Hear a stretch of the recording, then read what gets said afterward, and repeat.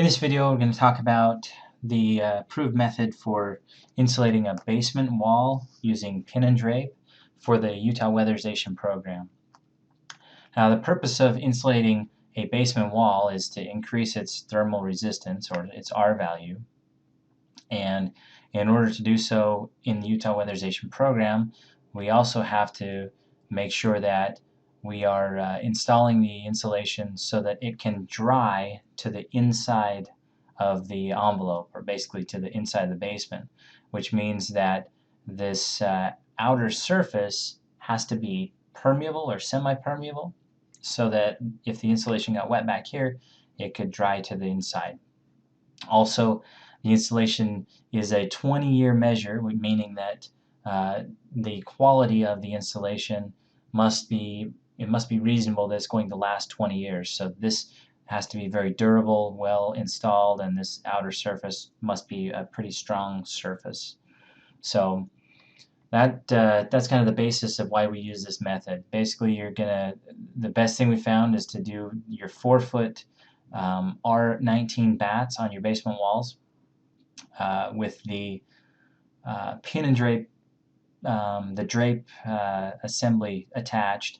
But since the draping is not permeable, we want to put the draping to the outside. Now, we want the draping on there because it'll actually prevent moisture from wicking through the cement into the insulation, and it also will allow us to encapsulate the insulation so that it will prevent moisture from getting in on all 6 sides.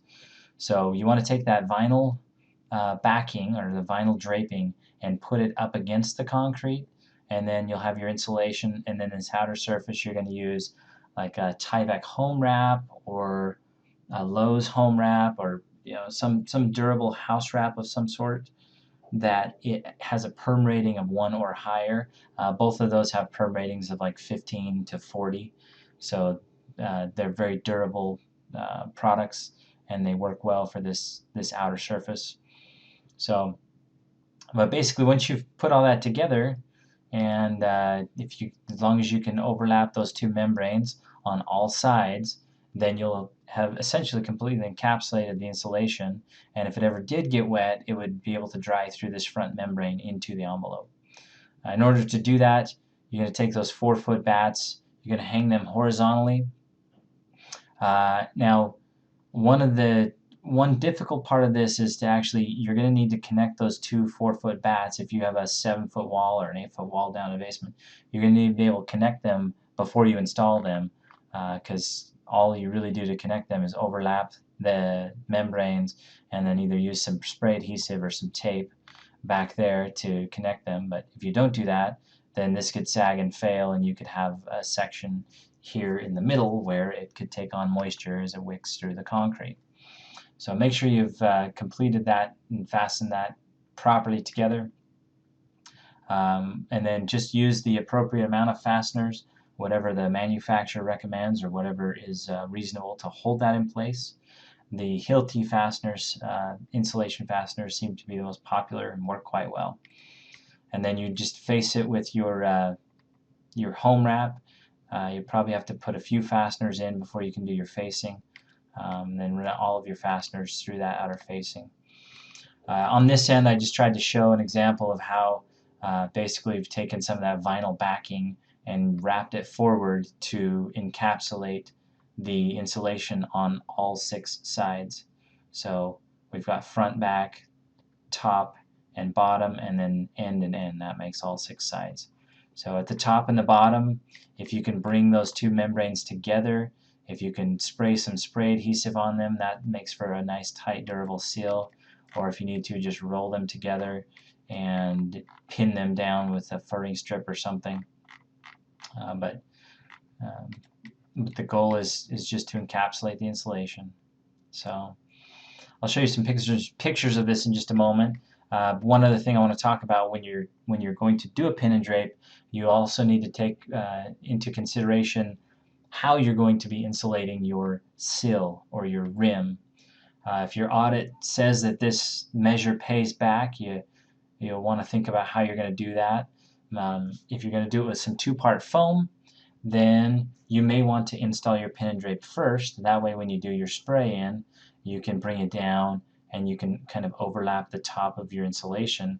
That way you have a complete thermal barrier all the way down and on down through this insulation that you've just added.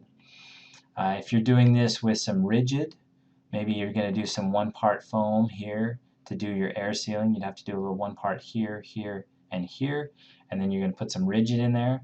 The problem with this is that you would have a break in your thermal boundary. So your thermal barrier would go here, and then it would stop here, and then it would start again here. So if you're doing that, you might either want to run these bats all the way up to the floor if you had room to do that. Maybe your basement's short and you'll have enough extra batting to do that. Another method is that install your insulation, your pin and drape as such, and then you can do your rigid or just do your 1-part foam here and then bring in some bats. But the whole goal is to complete that thermal barrier so that there's no gap from the top of this to where your thermal or your insulation is over here. So that's it. On this assembly part of it, here's a couple of pictures of this done fairly well. They used house wrap on the outer edge, and they actually ran their insulation all the way up to the floor, which gave them the ability to glue and staple the front membrane to the floor.